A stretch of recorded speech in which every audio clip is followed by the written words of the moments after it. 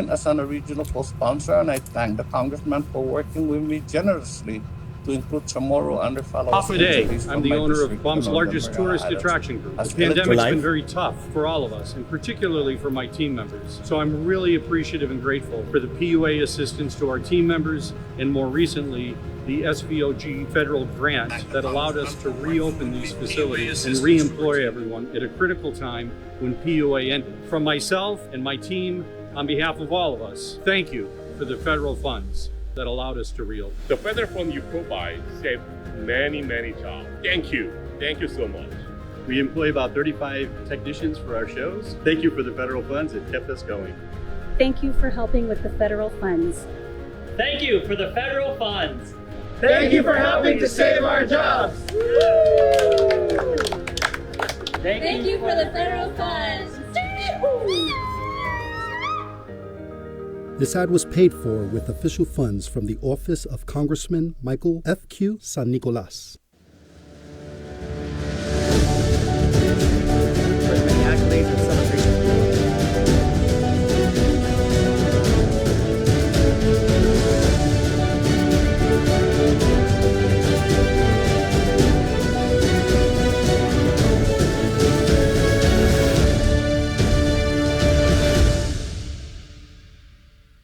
Good morning. It is Friday, February 18, 2022. It's around 7 in the morning.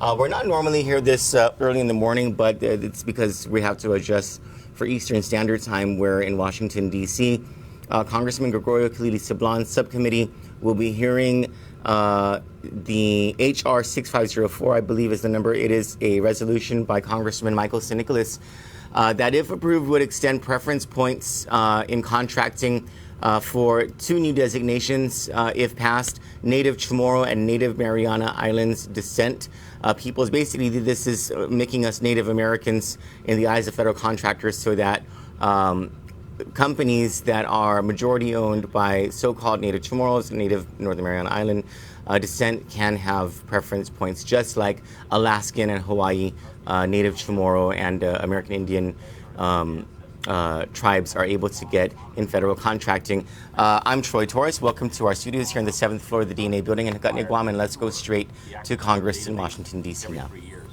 The bill would amend the Small Business Act to define the term Native Chamorro organizations in Guam and the Northern Marianas and make them eligible for the 8A program.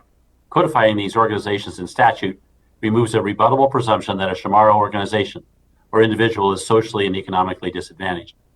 The 8A program provides a participating socially or economically disadvantaged small business with technical assistance, training, and government contract opportunities through set-aside and sole source awards.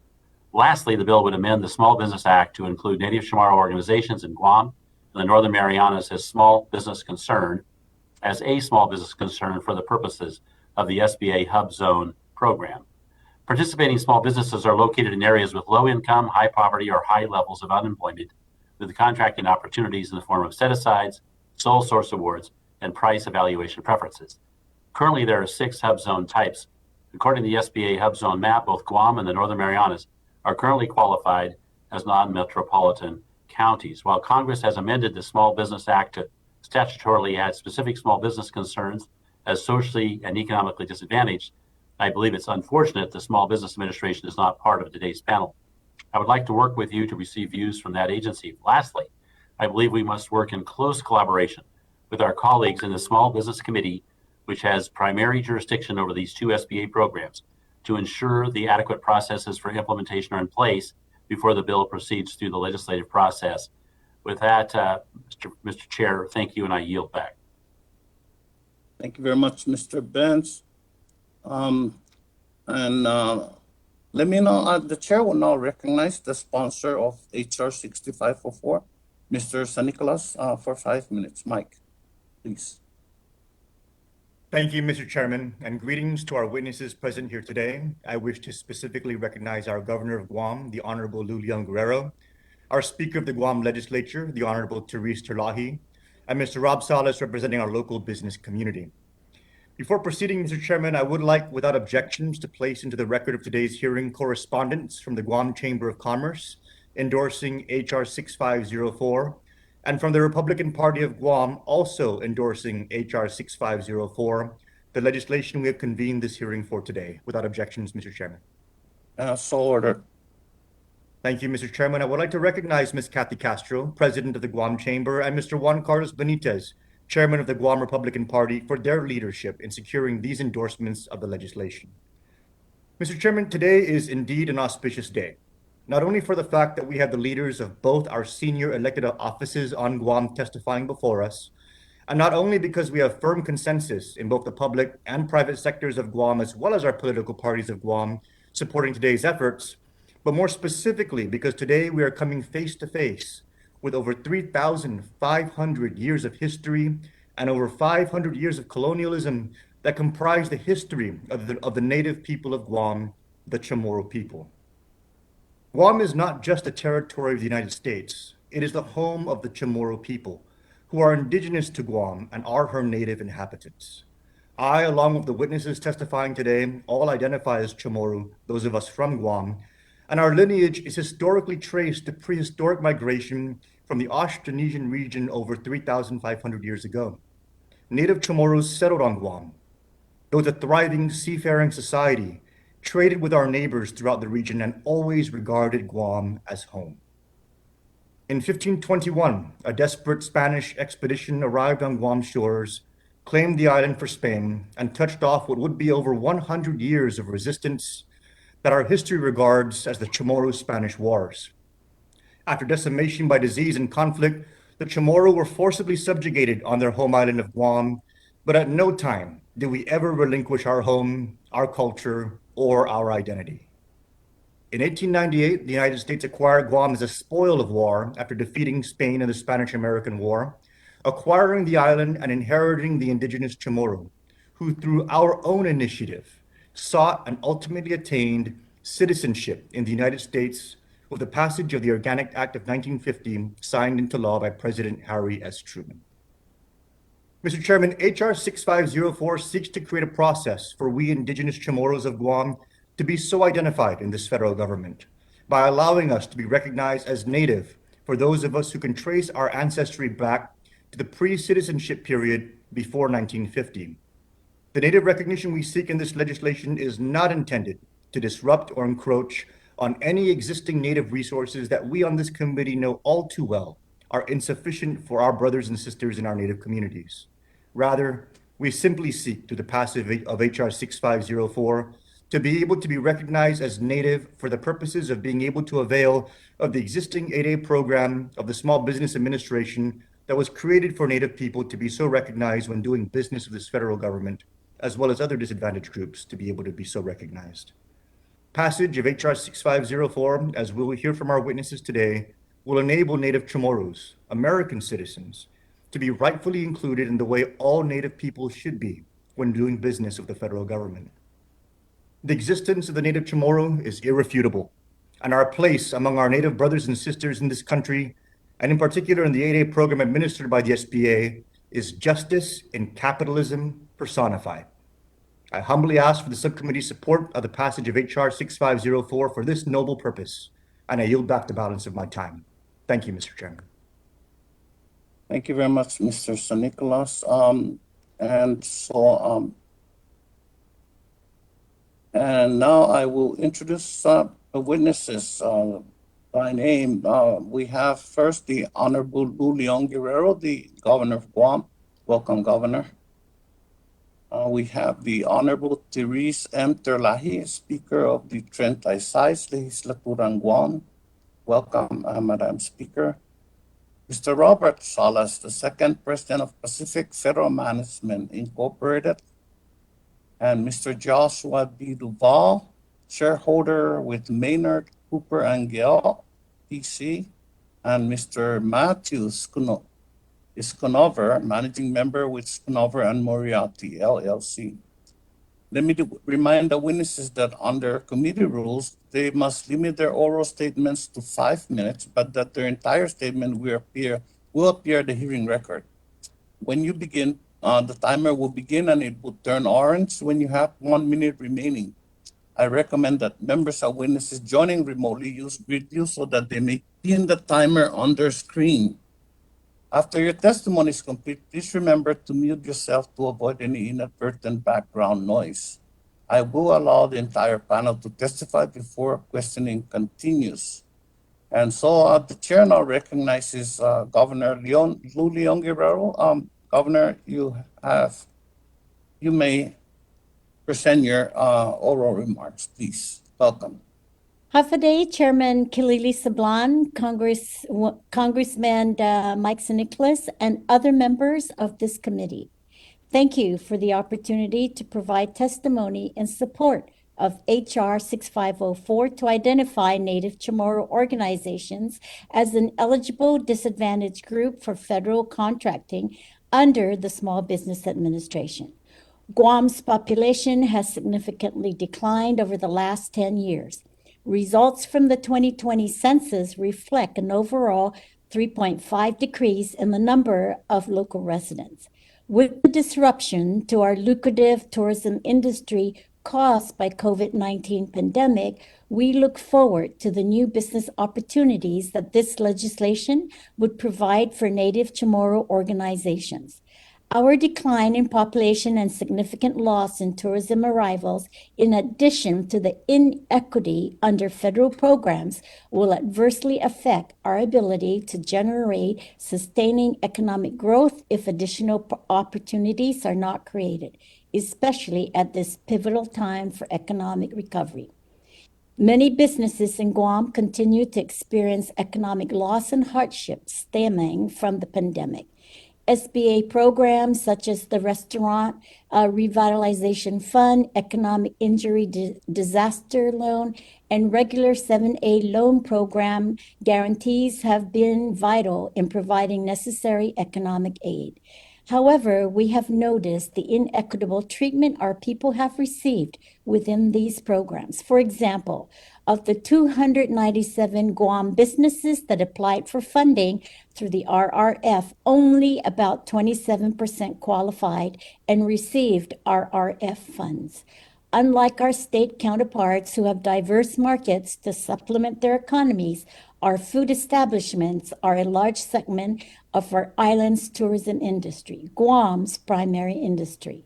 Guam is in a unique situation because our recovery is tied to international travel, which continues to be negatively impacted by this COVID-19 pandemic.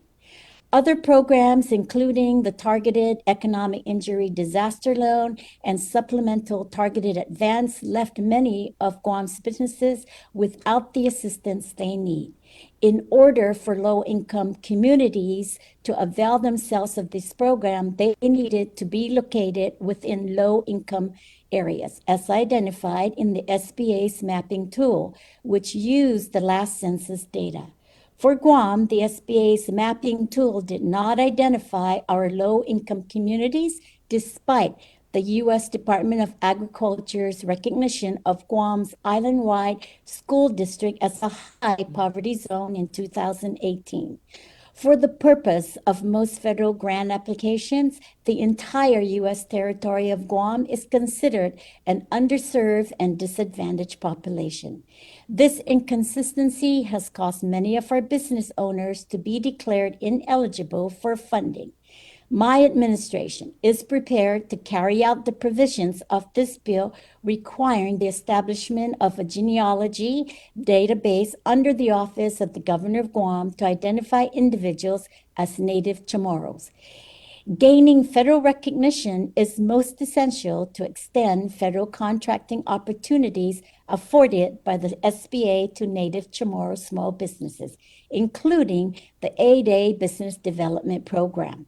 In fiscal year 2020, 8A firms were awarded $34 billion in contracts, including $9.3 billion in 8A set-aside awards and $11.1 billion in 8A sole source awards. Such funding is critical for our small businesses to obtain the training and supplies needed to maintain our operations, given the nation's rise in the cost of goods, and to bolster the island's rate of employment. To effectively implement this legislation, we request that an appropriation be included in the bill to adequately provide for the necessary resources that will be required to establish and maintain a native Chamorro registry.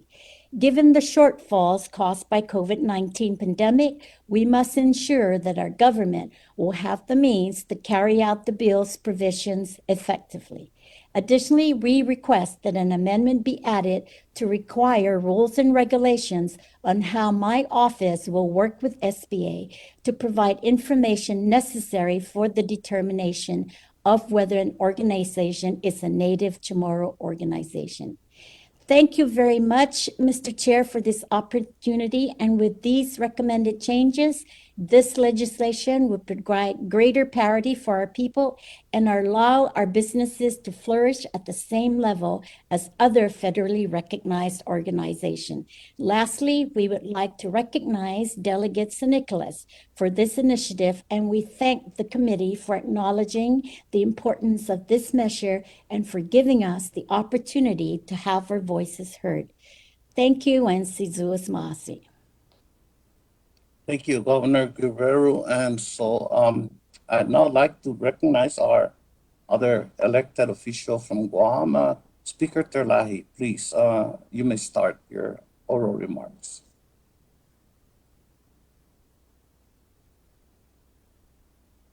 Hafa Day, and our warmest greetings from Guam to the Honorable Chairman Grijalva and the Acting Honorable Vice Chairman, or the Acting Chairman Sablan, to the Honorable Ranking Member Congressman Bentz, and to all members of the committee. I'm Speaker Chuy Garcia of the 36th Guam Legislature, which is a unicameral body, 15 senators representing a population of about 153,000. I introduced Guam Legislature Resolution number 260, which expresses the support of the Guam Legislature for HR 6504. We expect to vote on this resolution later today during our first day of session and will transmit it to your committee immediately. Native Chamorros, as has been said, has a 3,500 to 4,000 year history in Guam and the Marianas.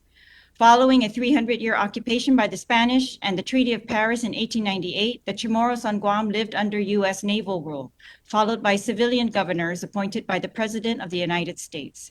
The native Chamorros suffered a brutal 3-year occupation by the Japanese during World War II. Land takings by the United States government of almost all of Guam, and wherein the U.S. Department of Defense now still occupies and controls 1/3 of our island. In 1950, the U.S. Congress enacted the Organic Act for Guam and conveyed U.S. citizenship.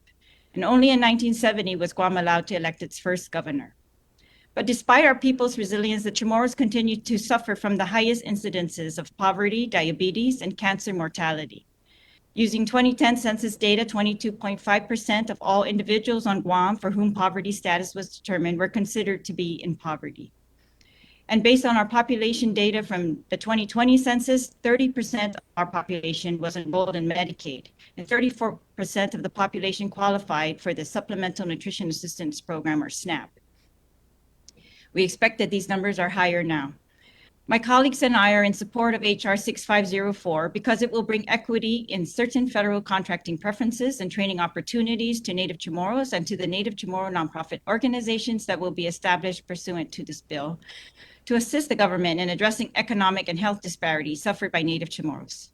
The success of the current Section 8A programs and the Hubzone programs is evident in helping meet critical needs for Native Hawaiians, Alaska Natives, and the Native Americans. Again, equity for Native Chamorros will serve a similar purpose. The definition of Native Chamorros in this bill is tied to 1950. It does not describe the native inhabitants of Guam prior to the 1521 contact with outsiders, or prior to the 300-year occupation by the Spanish, prior to the Treaty of Paris, or prior to the U.S. naval rule, or prior to World War II occupation, or prior to the 1950 conveyance by the United States Congress of citizenship to the residents of Guam. But I believe for purposes of this particular small business program that this definition will adequately address the disparity and significantly help to remedy the needs of Native Chamorro businesses and community on Guam, as was the goal of the Section 8A programs. In 2007, Chamorro-owned businesses comprised only 0.01% of all the businesses in the United States. And currently, there are only 7 companies located on Guam that avail of the Section 8A program as a minority-owned business. 90% of all businesses on Guam are small or micro businesses and report less than 500,000 in annual revenue.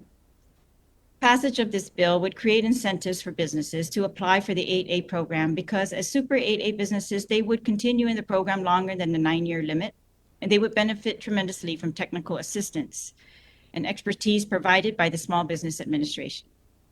HR 6504 would boost Guam's 8A portfolio numbers and thus provide a stronger platform of federal contract opportunities for Native Chamorro firms. Parity for Native Chamorros and federal contracting preferences and community benefits associated with the Native Chamorro nonprofit organizations is long overdue and necessary to assist socially disadvantaged and economically disadvantaged groups, as recognized in congressional findings in the establishment of the Section 8A and Hubzone programs. And we humbly ask for the committee's support on HR 6504 and hope to see its passage. We thank you for your opportunity to speak on this important measure, and I'm happy to provide any additional information that requested by the committee. Sidulas Masi, thank you. Thank you. Wow, both elected officials came in within 5 minutes. I would not have gobbled your time, but thank you for doing that. And so let me recognize at this time, Mr. Salas. Mr. Salas, please, your 5 minutes for your oral remarks. So half a day to my Vice Chairman Sablan and our Congressman Mike Sinichlis. I do want to thank Chairman Riava and all the distinguished members of the Natural Resources Subcommittee for allowing me to testify here today on behalf of Bill HR 6504, the Native Pacific Islanders of America Equity Act. I believe that if passed, this bill represents a huge step in creating equity and justice for the Native Chamorro people of Guam and the Northern Mariana Islands. This bill is very similar to bills that already exist for the Native brothers and sisters of Hawaii and Alaska, which allows them to create organizations to participate in the SBA 8A Business Development Program. And I believe that this bill comes at the most opportune time. There's already buildup occurring here in the Pacific region. So in Guam alone, we have 5,000 troops transiting from Okinawa to Camp Blas, with many other bases being built in the area. So it'd be a great opportunity for the Native organizations of Guam to grow from the development that's occurring within their own backyards.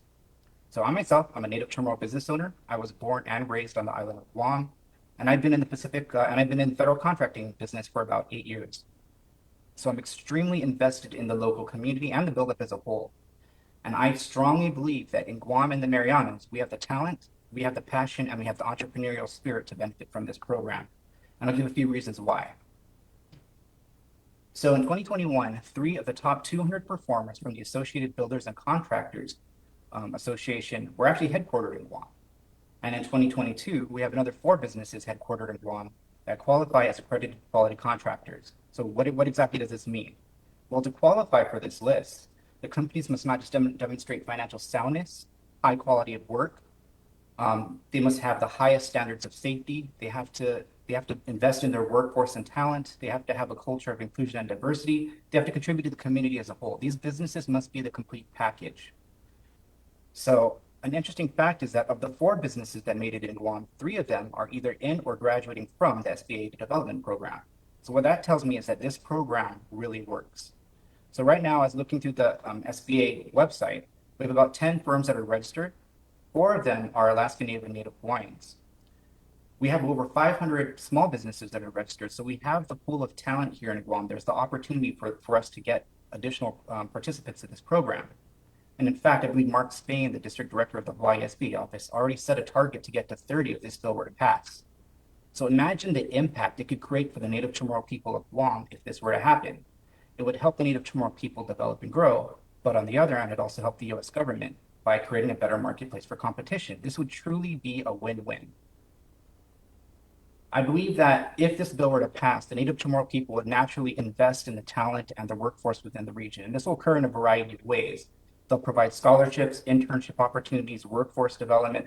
We actually have a great, outstanding educational institution with the University of Guam that's already producing PhDs and graduate students who are currently assisting with the buildup. And I believe with further investment into the local community, we can provide even more. So by developing these resources on the island of Guam, we're going to eliminate the need to import talent from abroad.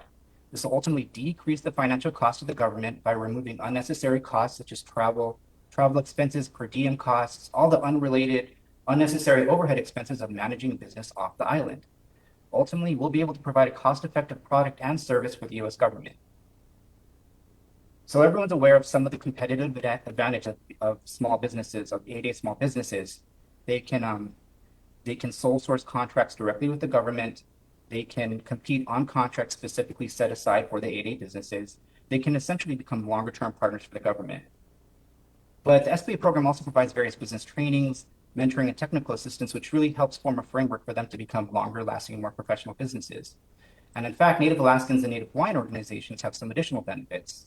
They have sole sourcing amounts of up to $100 million with DoD projects, and they have a little bit more flexibility towards managing their ownership and affiliation rules, which really helps them grow. The Native Chamorro people of Guam and the Marianas could utilize similar benefits to grow into long-term lasting partners for the federal government as well. So in conclusion, I believe that we have the talent and passion here in Guam and the Marianas Islands to contribute to the buildup. And through this bill, Chamorros can create better lives for themselves, for their families, and for the community as a whole. And I think it would be fitting that the federal spending that's coming into the islands be used to help the Native people of Guam and the Marianas. And just like our Native brothers and sisters of Hawaii and Alaska, we are loyal, dedicated, and capable Americans striving towards our daily American dreams. We just need that opportunity to make that dream a reality. Thank you very much. Thank you very much, Mr. Salas. Let me now call on Mr. Duval. Sir, you have 5 minutes, please. Thank you. Chairman Grijalva, Vice Chairman Sablan, Ranking Member Westerman, and members of the committee. I would first like to express my appreciation for the opportunity to appear today to provide testimony on H.R. 6504 and to provide an overview of small business federal procurement and SBA's socioeconomic programs. My name is Joshua Duvall, and I'm a shareholder in the Washington, D.C. office of Maynard, Cooper & Gale, and member of the firm's Government Solutions Practice Group. I advise both large and small civilian and defense contractors in navigating the complex world of doing business with the federal government, including regularly advising small businesses with issues related to SBA's socioeconomic contracting programs. I'm testifying today on my own behalf as a citizen and as an attorney with relevant knowledge of the subject matter. I'm not here to advocate for any policy outcome. My testimony today represents my own views and not the views of Maynard, Cooper & Gale or any of its clients or of any organization in which I maintain membership. The SBA 8A program is a 9-year program designed to help small businesses that are owned and controlled by socially and economically disadvantaged small businesses.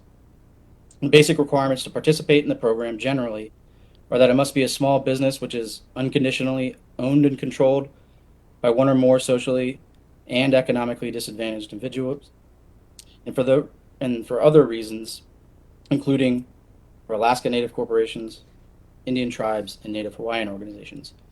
These are different from individually owned 8A small businesses. On the other hand, the Hubzone program seeks to promote economic development in economically distressed areas known as historically underutilized business zones. So the governing statute provides for definitions of what constitutes a hub zone, and that's because it's a place-based program. To qualify as a hub zone small business, the concern's principal office must be located in a hub zone, and not fewer than 35% of the concern's employees must reside in a hub zone. And there are various other requirements for entry into the hub zone program, including for Alaska Native corporations, Indian tribes, Native Hawaiian organizations. And notably, both Guam and the Northern Mariana Islands are designated as qualified non-metropolitan counties on SBA's hub zone map. As it relates to small business contracting, H.R. 6504 seeks to introduce new language into Title 15 of the United States Code, specifically in Section 632, to define Native Chamorro and Native Northern Marianas organizations, in Section 637A4 in the 8A program, to place those organizations as socially and economically disadvantaged small business concerns, and in Section 657A, paragraph B2, to place those concerns as hub zone small business concerns.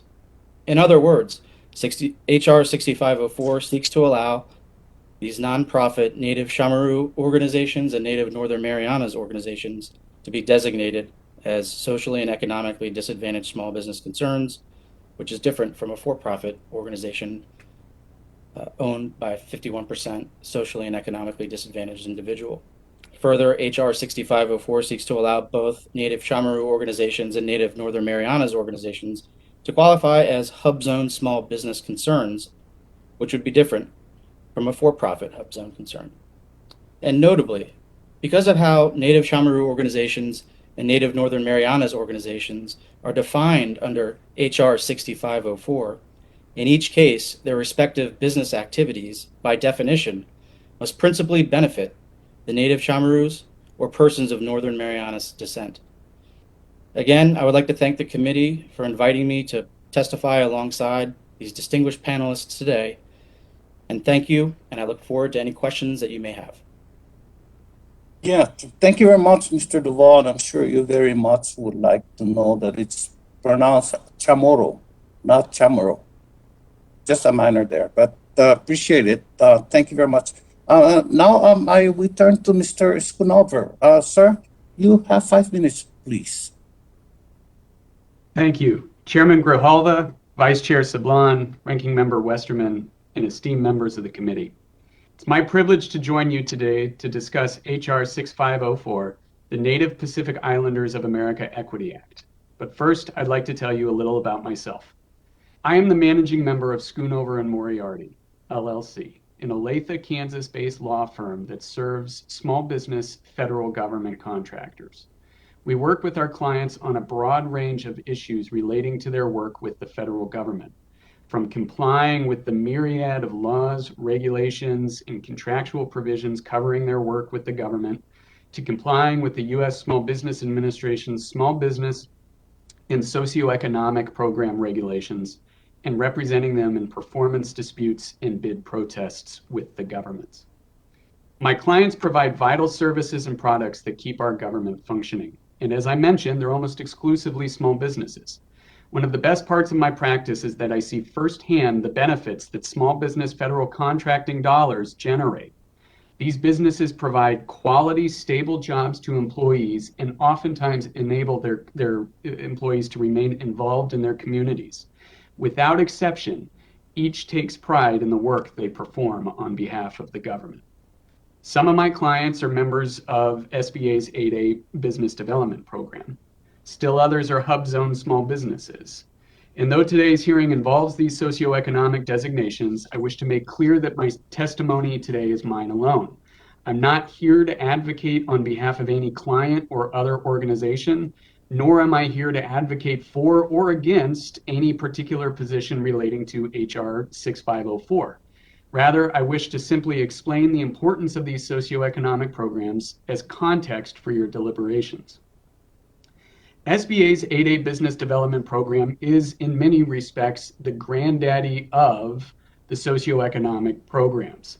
Participation is limited to businesses that are at least 51% owned and controlled by individuals that have been subjected to social and economic disadvantage to right wrongs that hampered the ability of individuals or groups to fully participate in the American economy. SBA generally presumes that individuals belonging to certain ethnic groups have been subjected to such disadvantage. This includes Black Americans, Hispanic Americans, Native Americans, including Alaskan Natives and Hawaiian Natives, and Asian Pacific Americans, including persons with origins from Guam or the Northern Mariana Islands, among others. Even if a member is not one of these presumed disadvantaged groups, an individual still may be able to establish social disadvantage through another characteristic or trait. Admission to the 8A program is not easy or fast. Establishing eligibility requires that a business provide an SBA to scrutinize a trove of business and personal records. And considering that SBA receives about 3,000 applications to the 8A program annually, it can take months to get in. Once admitted to the 8A program, though, the benefits for a small business can be significant. In fiscal year 2020, 8A participants, bolstered by unique contracting preferences and the increased ability to be awarded non-competitive contracts, earned nearly $59 billion in contract awards from the federal government, far outpacing any other socioeconomic designation. Unfortunately, historically underutilized business zones or hub zone companies were at the other end of the contracting spectrum. They earned fewer contracts by dollar value than any other socioeconomic program, and federal agencies continue to fall short of their congressionally mandated 3% contracting goal. In 2020, hub zone businesses earned only about $13.6 billion in federal contracts. Personally, I view the federal government's continuing failure to meet its hub zone contracting goals as indefensible. The point of the program focuses on lifting underutilized communities through the influx of targeted dollars, and the importance of this money cannot be overstated. Importantly, under a hub zone's latest maps, both Guam and the Northern Marianas Islands fall within a hub zone. Given this status, the immediate impact of HR 6504 seems limited. But SBA's regulations can always be amended to remove this presumption, or its maps may change in a way that eliminates the island's hub zone designations. The primary impact of the legislation, thus, it seems to me, is to enshrine this status with federal law, thus making it more likely for these organizations, even as nonprofits, to continue to qualify for 8A program eligibility and hub zone status in the future. Moreover, this statutory enshrinement may make it possible for SBA to view Native Chamorro organizations and Northern Marianas organizations on par with Alaskan Native organizations or Native Hawaiian organizations. This latter impact may take further legislation, but it's not without possibility. Thank you for the opportunity to testify today. With this background, I'm happy to answer any questions that the committee may have about small business federal government contracting. Thank you, Mr. Schoonover, for that. We appreciate all the witnesses' testimony. Next, we will go to questions. Committee Rule 3D imposes a 5-minute limit on questions.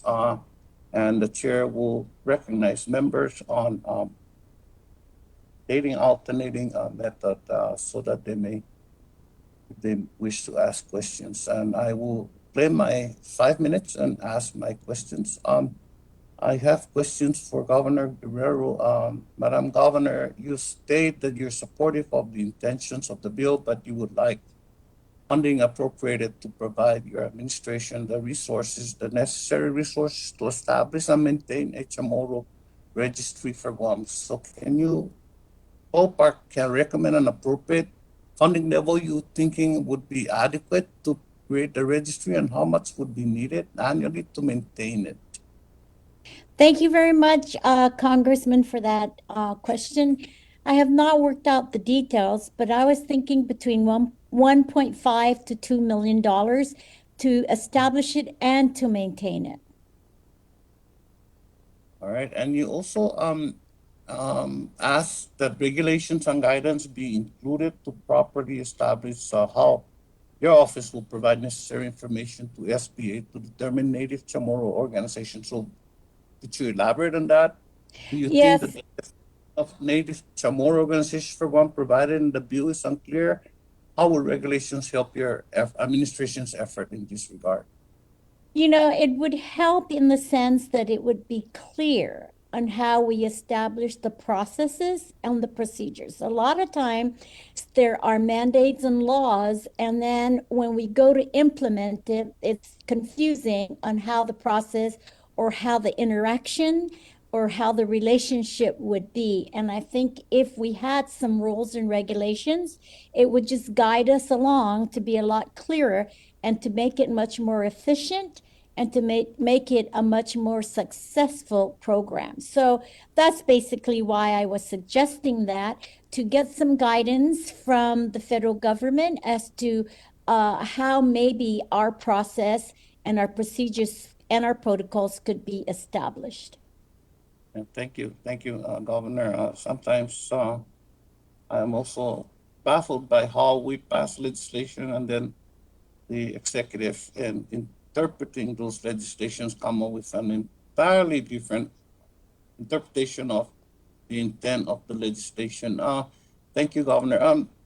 Madam Speaker, under the 1978 amendments, the Small Business Administration can subcontract under Section 8A with, and I quote, socially and economically disadvantaged small business concerns or businesses that are at least 51% owned by one or more socially and economically disadvantaged of individuals, end quote. So given that the current SBA regulations define economically disadvantaged individuals as Asian, Pacific Americans from Guam and the Northern Marianas, why do you believe HR 6504 is necessary? And maybe Mr. Schoonover sort of alluded to some of these concerns, but in your own thoughts, please. Well, thank you, Congressman Sablan. I believe that this would expand the program. So in addition to those who are eligible under the current program as minority-owned businesses, they would qualify as a different category, similar to Super 8A businesses, and that would extend that they would no longer be limited by a 9-year time frame, which some of the businesses have already come up to, and it would also expand, I think, the training and technical assistance to Guam, and it would also, require them this partnership with the nonprofits that would really, more importantly, bring the benefits to the entire community of Native Chamorros. All right, thank you very much for that.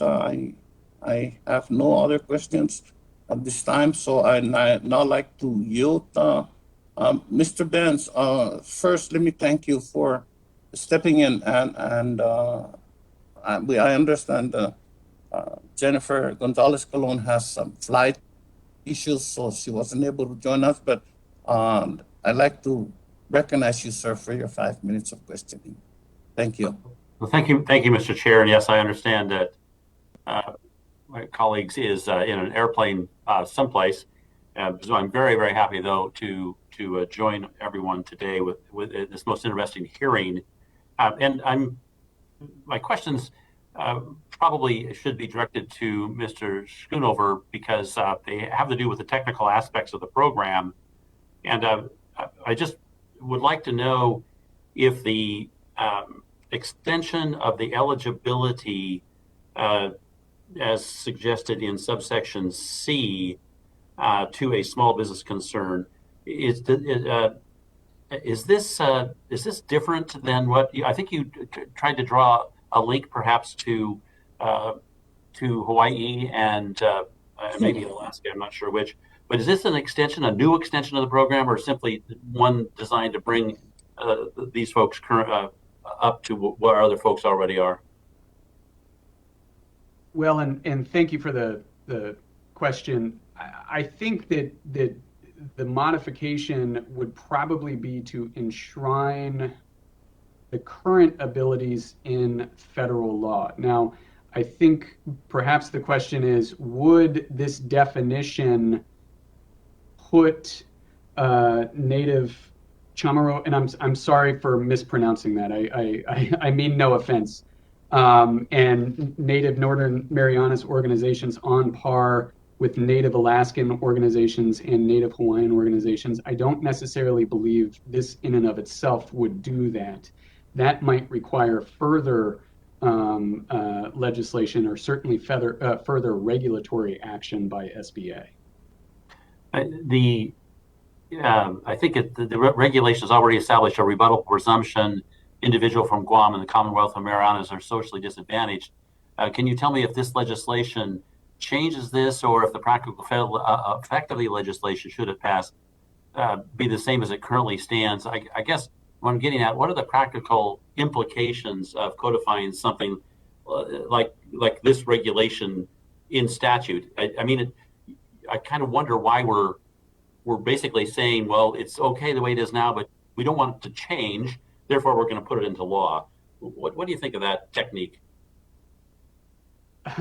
Well, I think certainly that codifying the definition of small business concerns or socially and economically disadvantaged concerns when we talk about the 8A program would certainly bolster that presumption that already exists and make it more difficult, if that presumption ever were to change regulatorily, would make that more difficult to do.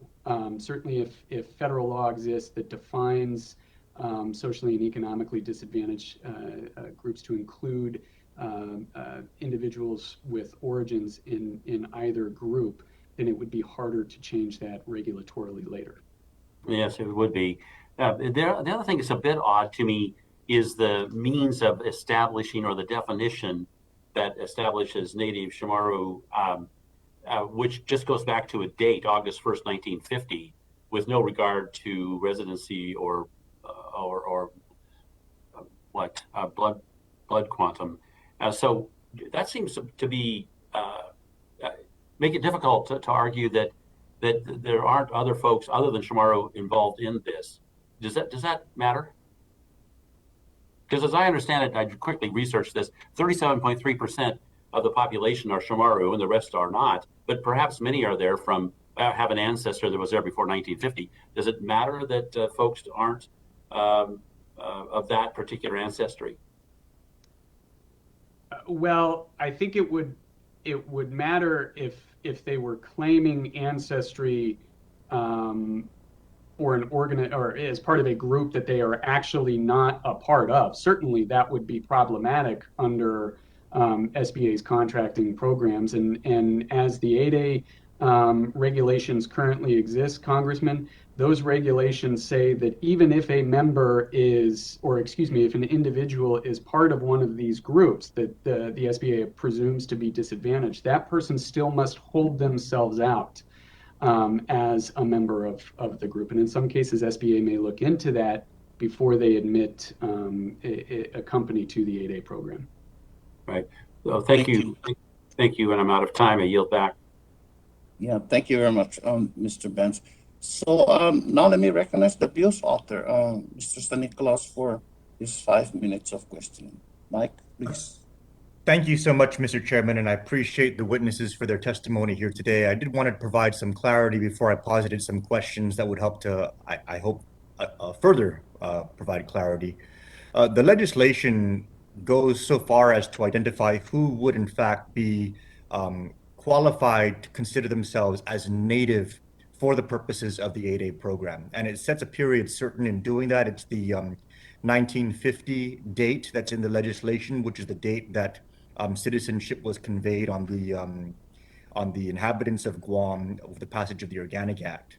And so by virtue of us defining that period and those who can trace their ancestry prior to that period, those would in effect be what we are qualifying in the legislation as native for the purposes of the applicability of the native interpretations under the 8A program under the SBA.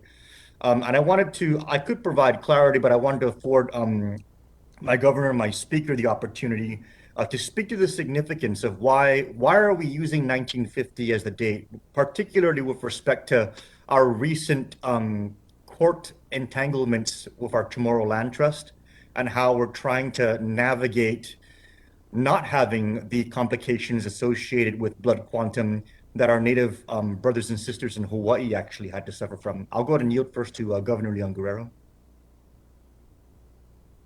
Thank you very much, Congressman. Yes, definitely. The time period has been identified as definition for some kind of reference of how we define and how we make native Chamorros eligible. I also wanted to say that in the discussions and the judicial debates over this recent case with Davis on the issue of native Chamorros, there was a concern about unconstitutionally and discriminatory. And the argument from the other side was it was racially influenced. But we argued that because Congress actually was the one that also defined native Chamorros with that period of time. And so we argued it was more for social justice. And the issue of racial or blood lineage and so forth was then not the case. And as you said, Congressman, it dates back to include those people. And there are going to be some people that are not really racially Chamorro that would meet that definition. So I don't know how that plays into the SBA, but I think the way it's defined is defined in alignment with Congress' definition. Madam Speaker, I'll go ahead and yield to you. Thank you very much, Congressman San Nicolas, and thank you for your efforts on this bill. Yeah, this is a complex issue for Guam as well, because our efforts to define Native Chamorros over many years with Congress have really been challenging, to say the least. And as the Congressman alluded to recently, there's been court cases where our use of the word Native Chamorro or Chamorro even have been challenged in court. And so we are trying to find a way, I would think, to not have any impediment put in front of these Native Chamorros to actually avail of the program, and that this would allow them to provide the documentation required in the bill. We can provide documentation back to 1950. Going back further or with any other descriptions might prove problematic and might delay the ability of these Native companies to avail of this program, and again, delay the benefits to the Native Chamorros community at large. But yeah, so, you know, just it's our experience of legal challenges, and but we believe that for purposes of this bill, this would identify those businesses that should be qualified, should be eligible, and meeting all the other criteria, of course, and it would be one of the fastest ways to identify them. And with the registry being conducted by the governor's office and audited according to the bill, I believe that it would be a safe way to do that.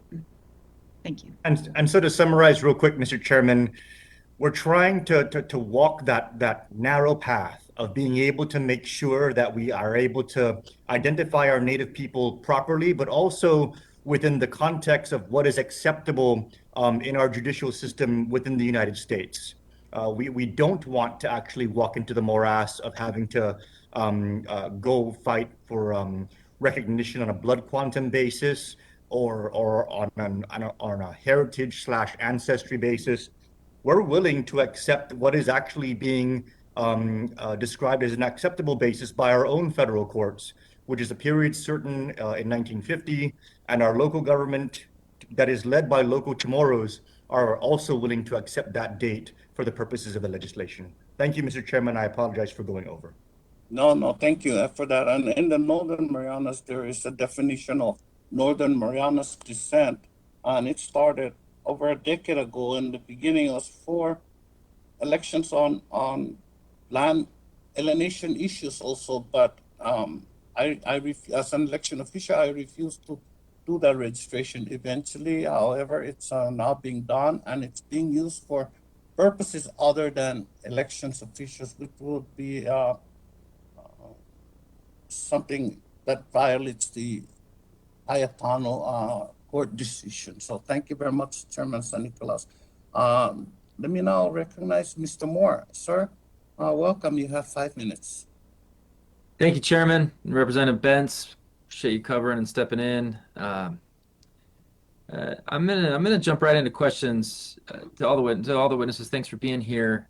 Mr. Duval, in your testimony, you point out the long list of groups that fall into the socially disadvantaged definition.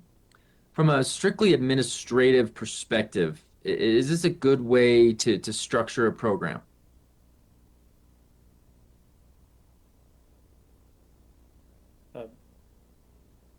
Joshua Duval? Yeah. Yep. You hear me? Okay. Yep. Thank you, Congressman. It is different than the way the current regulation is set out, because the proposed piece of legislation seeks to introduce the organizations as socially and economically disadvantaged small businesses by statute. And that is different than an individual that can meet the social and economic disadvantage requirements and on their own, and which my distinguished panelist, Mr. Schoonover, mentioned earlier, can be a long and perhaps challenging process to ensure that the SBA does in fact trace social and economic disadvantage. I mean, could you serve it, to try to add some context to that? Could you serve disadvantaged groups better by maybe simplifying the eligibility pot for the program? And are we running the risk of perpetually expanding it? I don't have an answer for that. I'm not quite sure. SBA's programs are, as I put in my written testimony, put in a way to ensure that the proper folks who are applying for these programs, the money that's being funded is going to those individuals, whether they be a Hubzone qualified entity, a service-disabled veteran-owned small business entity, an 8A entity, or a woman-owned small business entity. Would you expound on anything with related to the SBA's 8A business development program? You know, just speaking as an informed private citizen, can you share any structural changes that you would want implemented with that program?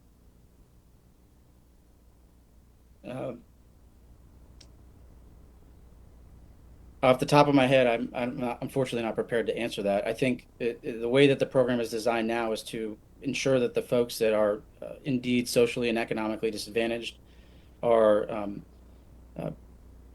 granted access into that program, thereby being able to derive the benefits that flow from it. Excellent. Thank you. Mr. Schoonover, while we're reaching outside the scope of this committee's director's jurisdiction, can you talk to us about waste, fraud, abuse, anything in the 8A program? Heard stories of companies structuring or restructuring themselves to meet the program's requirements. Is this type of activity common? Let me start there. Thank you, Congressman Moore. And whether activity is common, I guess I can't anecdotally say. I've certainly heard instances, and I believe SBA and the Department of Justice, for that matter, publicize decisions where or issues where people have tried to skirt their rules. And certainly under the 8A program, there are a lot of rules for businesses to comply with. And waste, fraud, and abuse continues to be an issue in federal government contracting. Certainly when we talk about the billions upon billions of dollars at issue, it tends to be a problem. That said, I believe that SBA, as part of the 8A program in particular, when a business goes through the application process, I mentioned in my testimony the trove of documents that they have to provide, and they have to continue to provide documents and information to SBA throughout their participation in the program to make sure that only eligible businesses can participate. Would that be maybe one of the biggest improvements that you would like to see take place? Is there anything else with respect to that question of just, if you had your magic wand, what would you want to see implemented to improve this? So we're focusing on like efficient operations. No one's arguing the merit of this, but making sure that we're focusing on efficient operations instead of just manipulating it for any federal procurement opportunities. Any just big picture changes we need to make, improvements? I tend to think, Congressman, that SBA is overworked and understaffed, as are a lot of agencies, I think. SBA has a lot on their plate, and there are a lot of rules and regulations for businesses to comply with, and I'm sorry for time.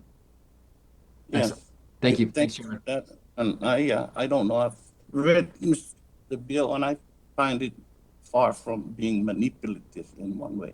But thank you very much. I understand Mr. Case is, Congressman Case, a strong supporter for the insular areas. Are you on, Ed?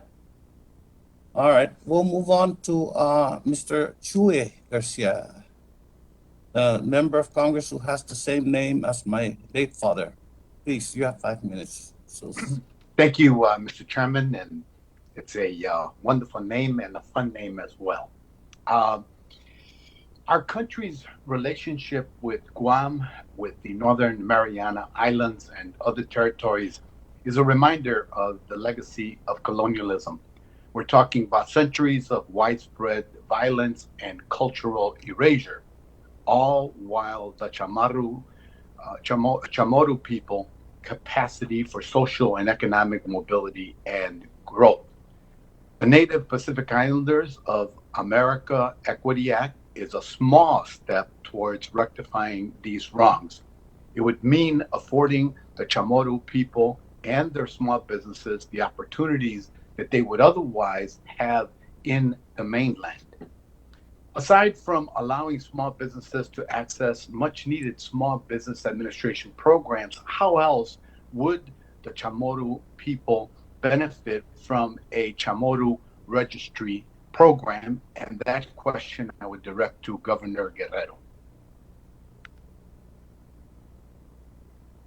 Thank you very much, Representative Garcia. I too like your name, Jesus, as my father's name is Jesus, but we call him Chuy, not Chuy. So we have something in common. How else this would be used, I feel, would be in our pursuit and in our plebiscite campaign for self-determination. This would actually give us an opportunity to move forward quicker. And if we stood up a Native Chamorro registry, which we are trying to do that through the Election Commission, and it's done by local statute. But we also, I feel, this federal codifying it in our Organic Act and through this federal legislation would only give it much more strength and much more acknowledgement and recognition for our pursuit for our self-determination in deciding our political status. And you're absolutely correct, and I agree with your comments. Thank you. And in your testimony, Governor, you mentioned that your administration is prepared to carry out the provisions of this bill requiring the establishment of a genealogy database. Can you elaborate on this and what steps you'll take to establish this database? Yes, we would probably set up, Mr. Representative Garcia, we would probably stand up a separate office for it.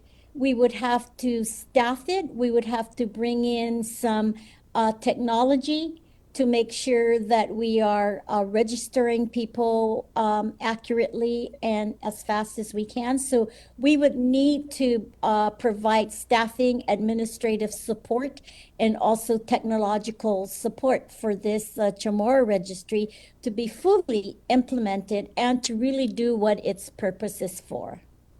Thank you. And a question for Mr. Robert Salas II.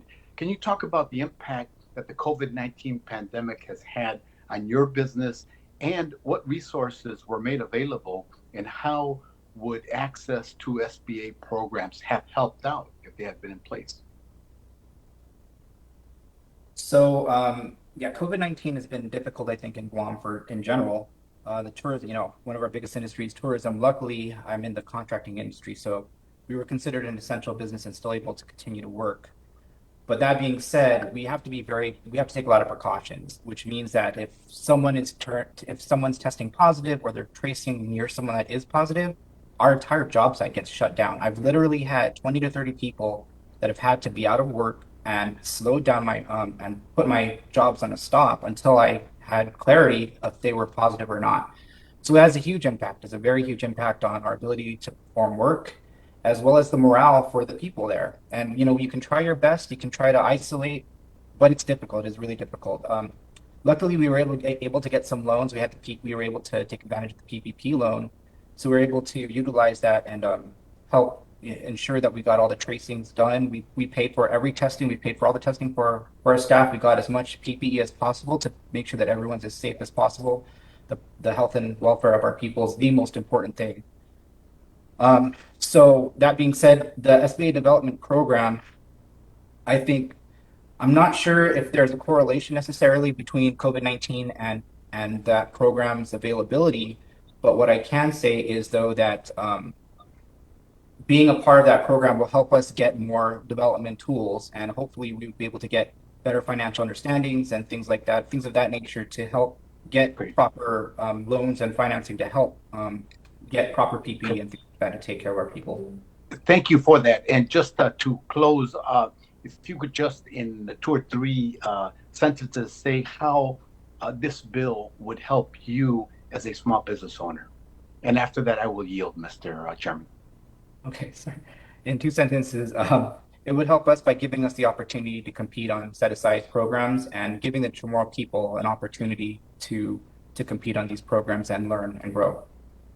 Thank you. Mr. Chairman, I yield back. Thank you. Thank you, Sus. And now I see that our colleague from Puerto Rico is safely on from her flight. So, Jennifer, I'd like to recognize you for 5 minutes, please. Thank you, Mr. Chairman. I want to say thank you for holding this hearing and to Ranking Member Pence for stepping up. Thank you. I was in a 4-hour delay flight from DCA to Puerto Rico, so you may imagine how sad I am that I'm late, but I'm here. And I read the testimonies, and I want to say thank you to all the witnesses that are here, and of course my colleague San Nicolas for his bill as well. Good to see you again, Governor. I do have questions, and I want to begin with one of those, and this is to Mr. Schoonover. I mean, if I'm not pronouncing right, please correct me. You said in your testimony that the Hubzone businesses earn fewer contracts by dollar value than any other socioeconomic program, and that the federal government has failed to meet its Hubzone contracting goal of 3%. And I am particularly interested in this issue because given that approximately 82% of the island of Puerto Rico, my district, has a Hubzone designation. And I believe all or nearly all of Guam and the Northern Mariana Islands also fall within a Hubzone. My question will be, what actions specifically can be taken to improve the Hubzone program and facilitate the federal government's goal of awarding at least 3% of the federal contracts dollars to Hubzone certified companies?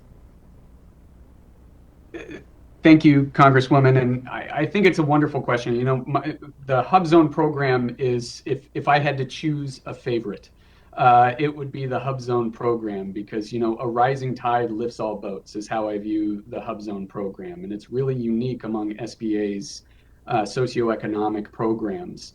And I think SBA is doing more to make the program accessible not only for companies, but also for contracting officers and agency officials to have some assurance that the companies that they are contracting with actually meet those eligibility requirements. It can be very tough for Hubzone companies to maintain their Hubzone status, especially when we talk about employees moving or leaving a Hubzone, leaving their employment with companies. And I believe SBA's most recent rulemaking on the Hubzone program should help address some of those. Now, it's still probably too soon to tell the overall impact, but I'm optimistic that it will.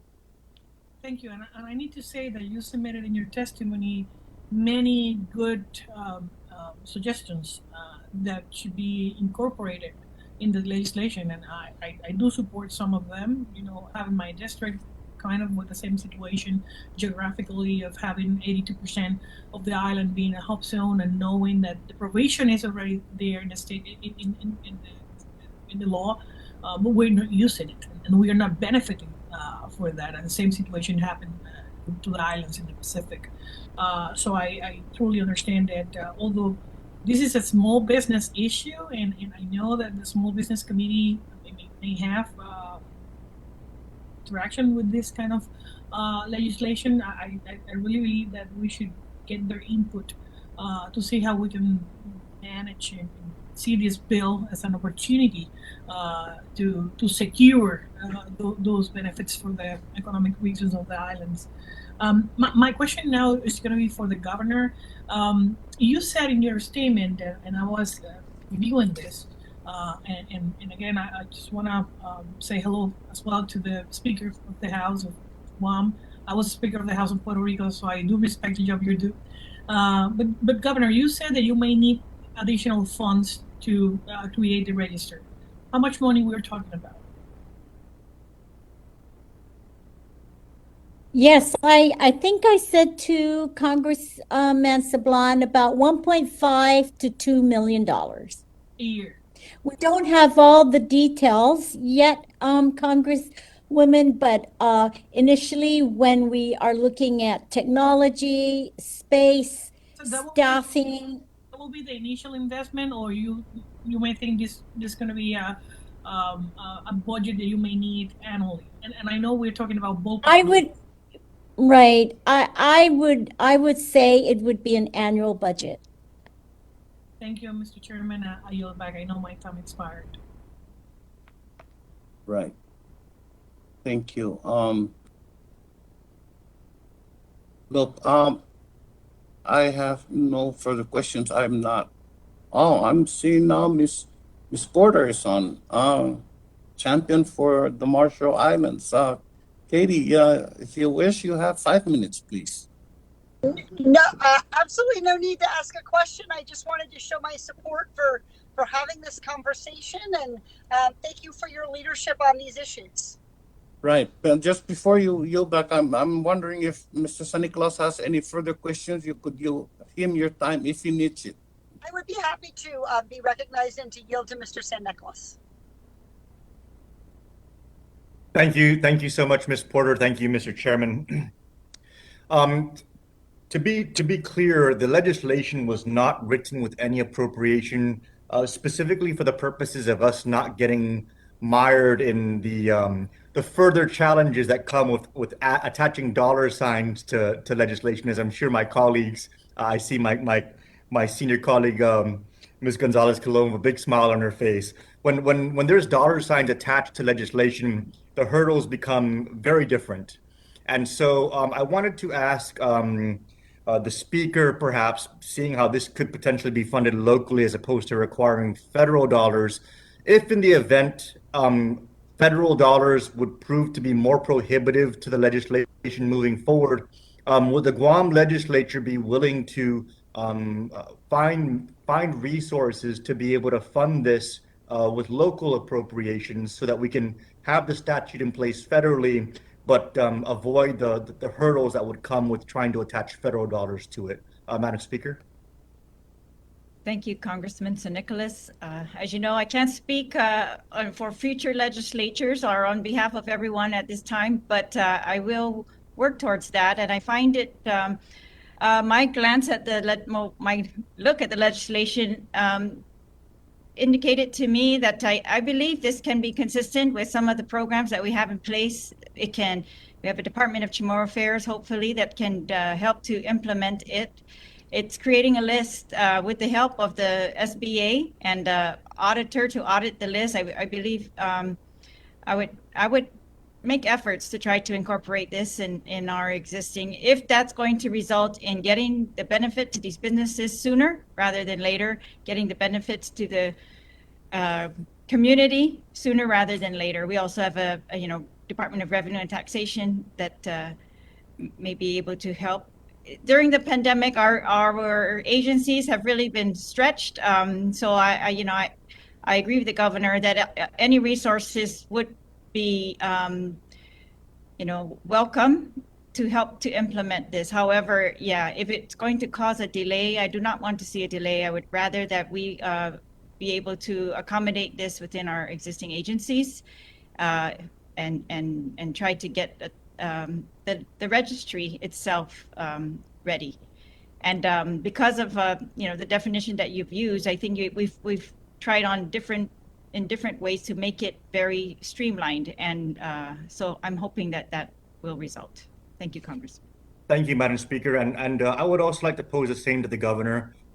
Governor, I have absolute respect for you seeking additional federal resources to implement this. I think that it would naturally be absolutely the thing to ask for. But again, just facing the potential hurdles of the legislation coming to full enactment. If federal dollars become the hurdle, would your administration also be open to, on a budgetary basis or on a transfer authority basis, trying to find local resources to help get this thing off the ground? Thank you very much, Congressman. Of course, I would not be doing my job for the people of Guam if I didn't come to advocate for more federal resources to our island. And this is why I had made the recommendation.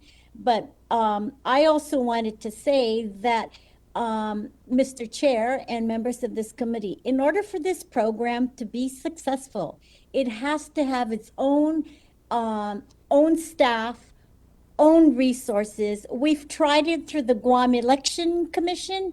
And as you know, agencies who have multitask and multi functions, it gets lost and it doesn't have the required attention to make it successful. And this is a very important program, I feel, because it opens up to a lot of other things, like I said, with the issue of self-determination and political status plebiscite. So I would have to send down a bill to the legislature to make those appropriations, as are the authority for making those appropriations. And my transfer authority is only $250,000, so it's not really sufficient and adequate to stand up a very successful, very clear, and very purposeful program. So to summarize, Mr. Chairman, I think that locally my legislature will be willing to do the work. My governor is absolutely committed to making it work out properly. If my colleagues will support federal funding and we can smoothly move this, absolutely. But in the absence of that, I would like to defer to us just getting this thing through and making the progress that it's represented in the existing language. Thank you, Mr. Chairman. Thank you. Thank you very much. I don't see any other member needing time for additional questions. But just as an information, that this bill also is the subject has been assigned to the Small Business Administration. That is also another hurdle that this committee, Mr. San Nicolas' office and our office would have to face and try to move it forward. But I want to thank all our witnesses today for their valuable testimony and the members for their questions. It's a housekeeping item. The members of the committee may have some additional questions for the witnesses, and we will ask you to please respond to those in writing. Under Committee Rule 3.0, members of the committee must submit witness questions within 3 business days following the hearing, and the hearing record will be held open for 10 business days for the responsibilities. Again, thank you to our witnesses and the members for being in today's hearing. Seeing that there's no further business, without objection, the committee stands adjourned.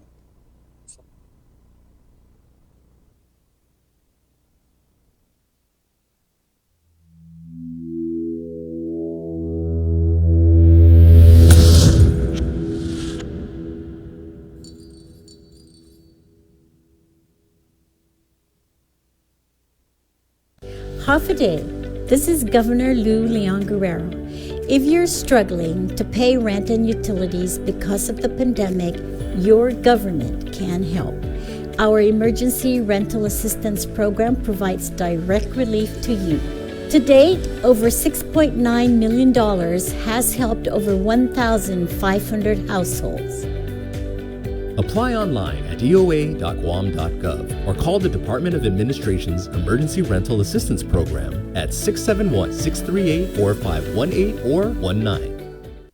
Have you or a loved one been injured through medical negligence or substandard medical care? Are you angry? File complaints through the Guam Board of Medical Examiners to make physicians accountable. It's time that we stand up to protect our families and the people of Guam. The complaint form can be found at GBME's website, www.guammedical.org. Have questions or want the form emailed to you? Contact us at asher@asherdeanlubofsky.com or our Facebook page, www.facebook.com/bunzoasher. We do not provide legal or other professional info or services. We do this to improve medical care on Guam through medical accountability equity. Justice for those injured or killed through medical negligence on Guam.